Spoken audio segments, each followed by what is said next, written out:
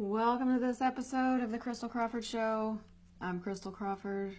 I'm gonna reach down and get my coffee. Good morning. I am pre-recording this show, fiddling with my massive plastic gorgeous necklace that if you're not on Facebook Live you can't see, but makes me totally happy.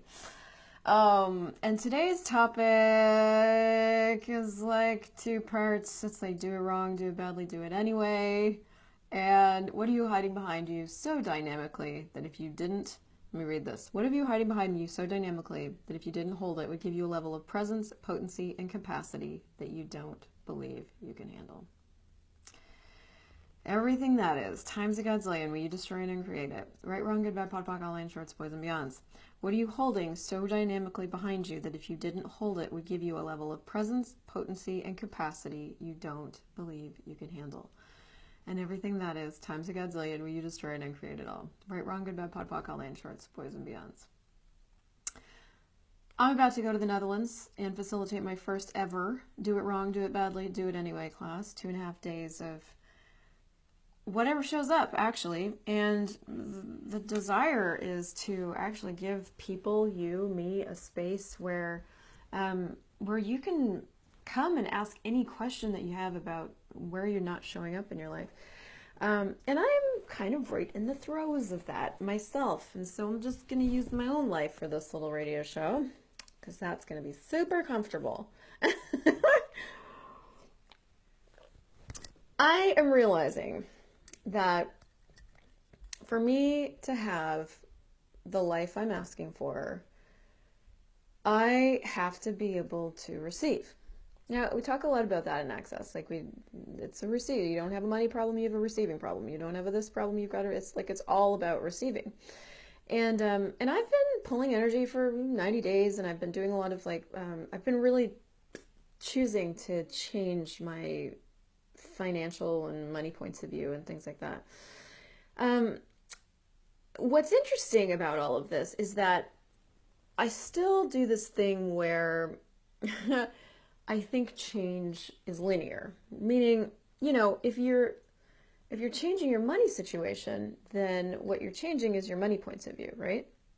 If you're changing your business situation, then what you're changing is your points of view about business. Yes. And what I'm starting to get is when everything that you're asking for is requiring of you, everything you're asking for is requiring of you to be greater than you've ever been willing to be. Now, the thing about this greatness is that it's a greatness that you already have. It's not something you have to go out and find. But what we covered up with, what I've been covering it up with, is a lot of unconsciousness. Okay, I don't actually want to know where I'm functioning from. I don't actually want to know that I'm being a cunt to people. I don't actually want to know how I'm treating people. This whole thing of I don't actually want to know. I don't want to know where I'm functioning from with money. I don't want to know. I don't want to know. I don't want to know. I don't want to know. And I've changed a lot of that when it comes to money. And personally, though, there's still these areas, especially around, how I treat people, that I continually judge myself about. And the thing about wherever you're judging yourself is that if you can't, is that in those areas you can't receive you. You're not receiving you. What you're doing is you're deciding and concluding that you should be a certain way, and then when you're not that way, you're judging you and rejecting you. Projections, so there's these things in Access called PES Juniors: projections, expectations, separations, judgments, and rejections. So projections and expectations create separation, judgment, and rejection. So anytime you have a projection and an expectation of yourself, so let's just take how you treat people as an example. You have a projection and an expectation of yourself that you treat people in a kind way. Now, on the surface, that sounds fine, good, whatever, the thing you should do, right? We can be kind to one another as I was kind to you, says Jesus. And yet, when you look at the energy of that, it's like riddled with judgment. How much do you have to judge yourself to decide whether or not you've been kind? What do you use as the criteria to know whether or not you've been kind? How that other person feels about what you just did? What their reaction is to you? Their validation of you? What are the clues and the signals of whether or not you've been kind? What's the internal thing that you should feel after you've been kind? And if you don't feel that, does that mean you haven't been kind? So there's all these criteria for what kindness is. And you have to use the criteria to base your decision about whether or not you've done it so that you can know whether or not you've done the right thing.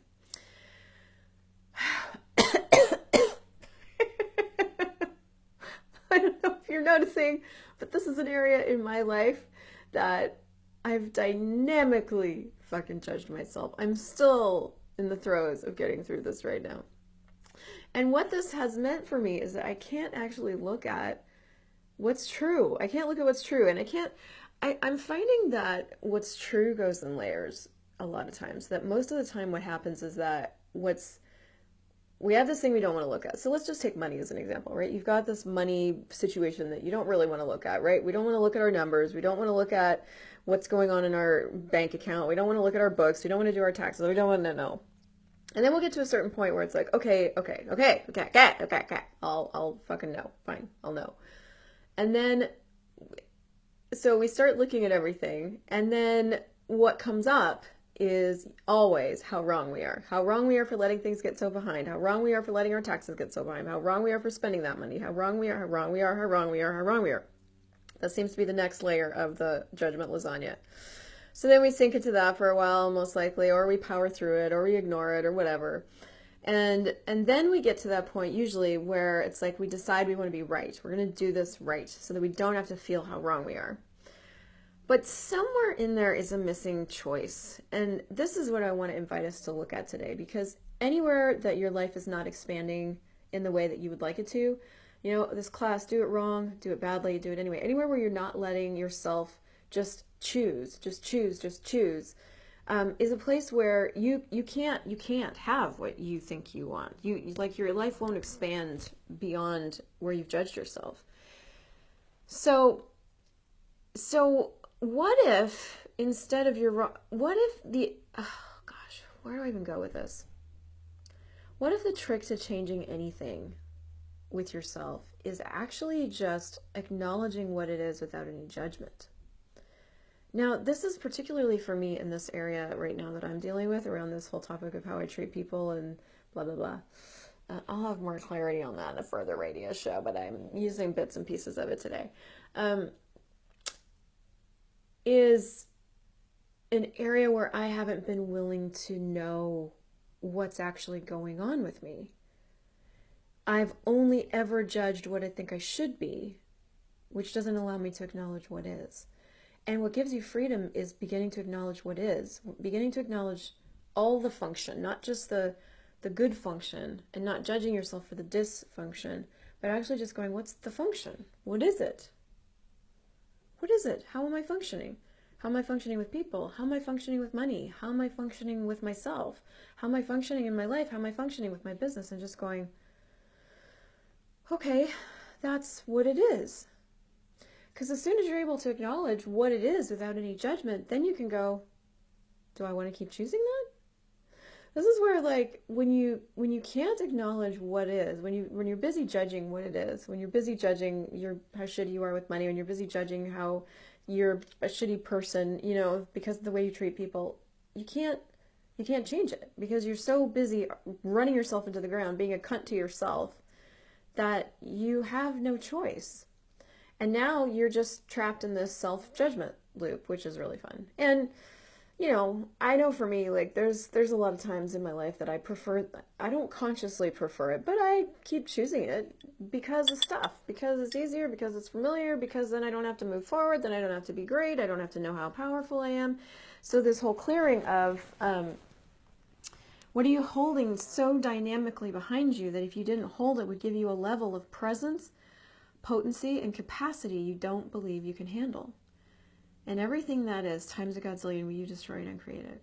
Right, wrong, good, bad, pot, pock, all names, shorts, boys, and beyonds.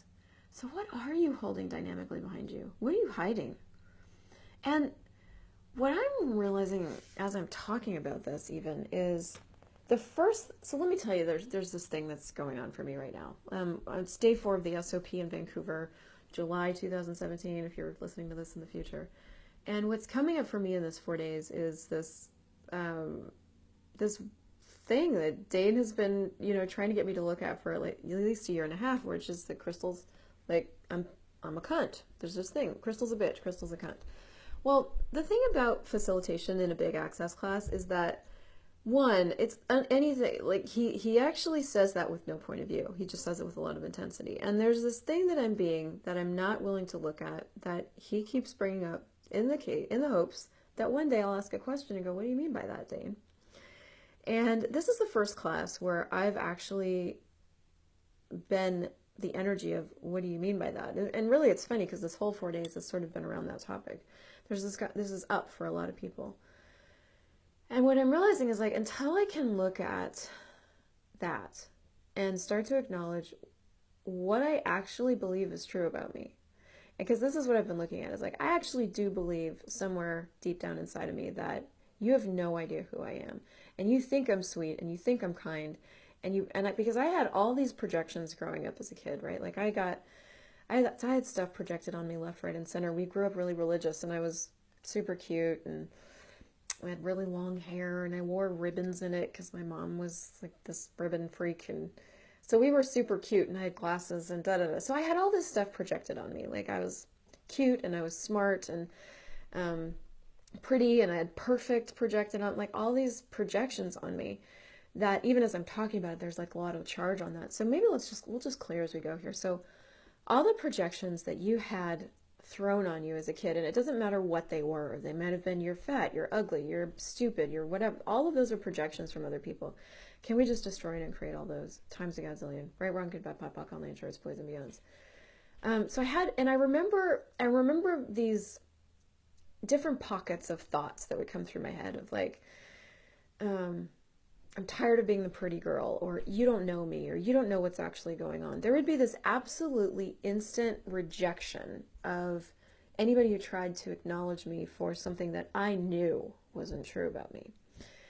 And so that was piece number one. Piece number two is my mom was really, she was really judgmental and really critical.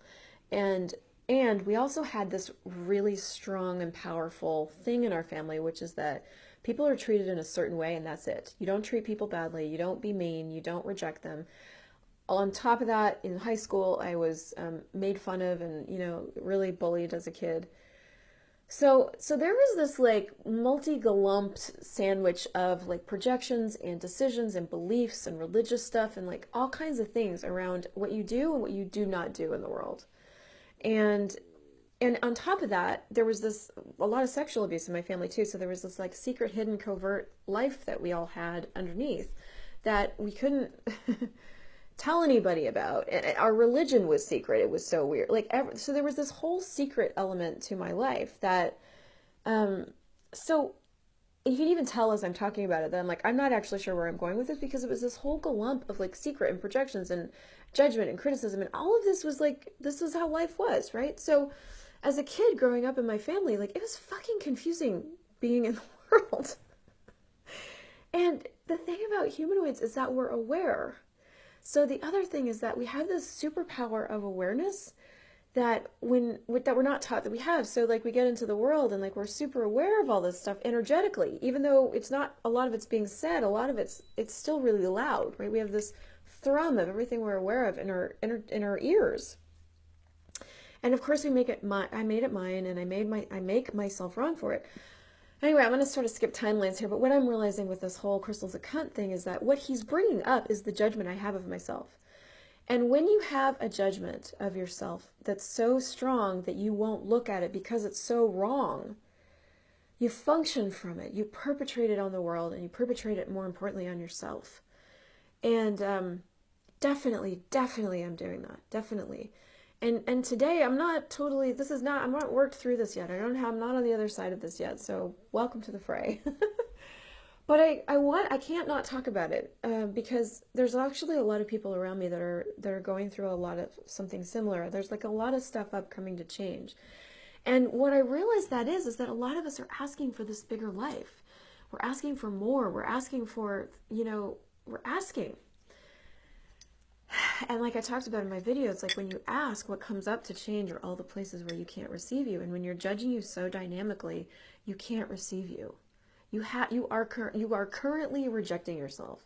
You're projecting and expecting that you should be a certain way in the world that you're not being, and you're rejecting and separating and judging yourself.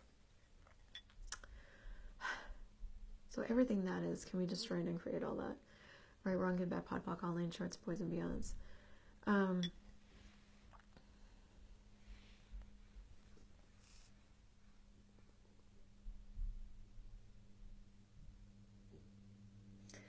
My biggest thing with life has been, okay, so you feel bad, do it anyway. Okay, so it's hard, do it anyway. Okay, so you feel shitty, do it anyway.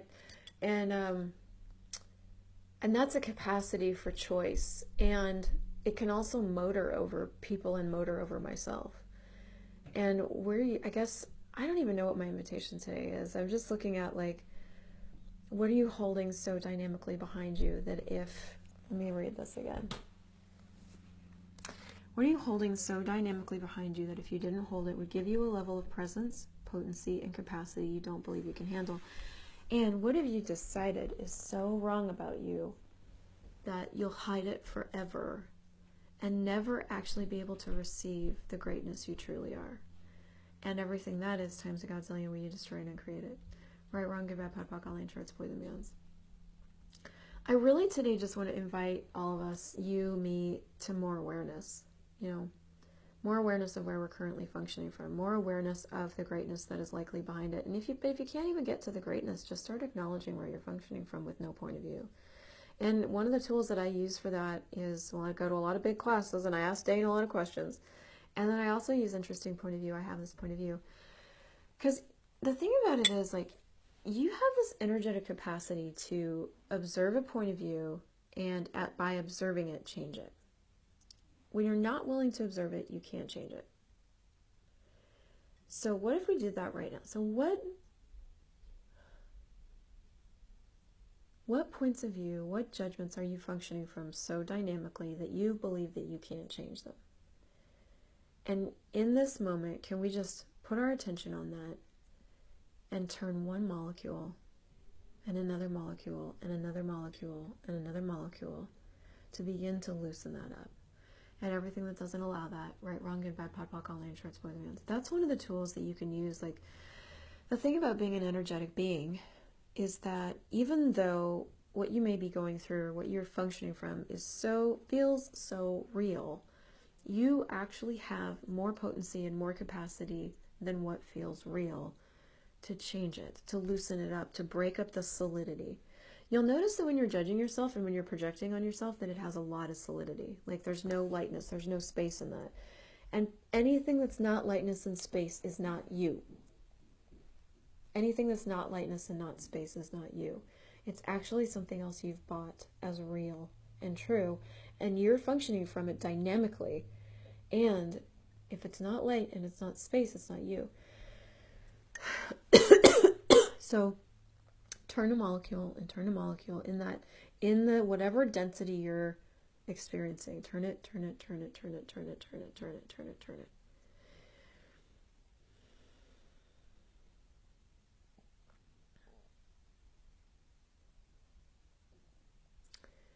What if everything that you've bought is true about you isn't? What if everything is the opposite of what it appears to be and nothing is the opposite of what it appears to be?